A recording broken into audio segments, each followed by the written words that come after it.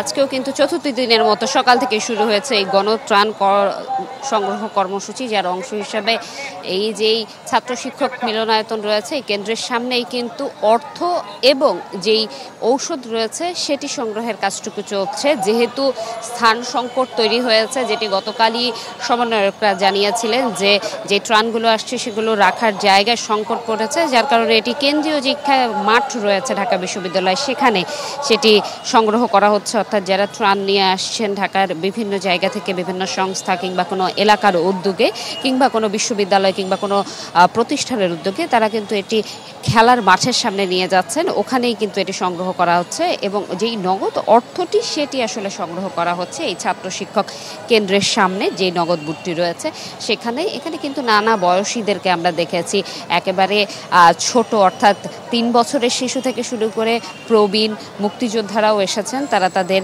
সংগ্রহিত কিংবা জমা করা অর্থ জমা দিয়েছেন এবং তারা জানিয়েছেন যে এই অর্থর দানের মধ্য দিয়ে কিন্তু তারা চাইছেন যে লাল সবুজের যেই বাংলাদেশের স্বপ্ন তারা এতদিন দেখেছেন, সেই স্বপ্নটি যাতে বিনির্মাণে কাজ করতে পারে সাধারণ যে শিক্ষার্থীরা তারা। এবং এর মধ্য দিয়েই কিন্তু শিক্ষার্থীরা যেটি জানিয়েছেন যে এখন পর্যন্ত যেই তাদের রান্না করা খাবারের কর্মসূচি আজকে শুরু হয়েছে, গণ রান্না কর্মসূচি, সেটির জন্য চাল, ডাল, শুকনো গুঁড়ো মরিচ, হলুদ এবং আদা, রসুন কিংবা এই ধরনের যে বিষয়গুলো রয়েছে এগুলো দেওয়ার জন্য আহ্বান জানিয়েছেন। একই সাথে খেজুর এবং শিশু খাদ্য, শিশু ডাইপার এগুলো দেওয়ার জন্য কিন্তু শিক্ষার্থীরা আহ্বান জানিয়েছেন সাধারণ মানুষকে। কাকুলি, এই ছিল আমার কাছে টিএসসি থেকে সর্বশেষ।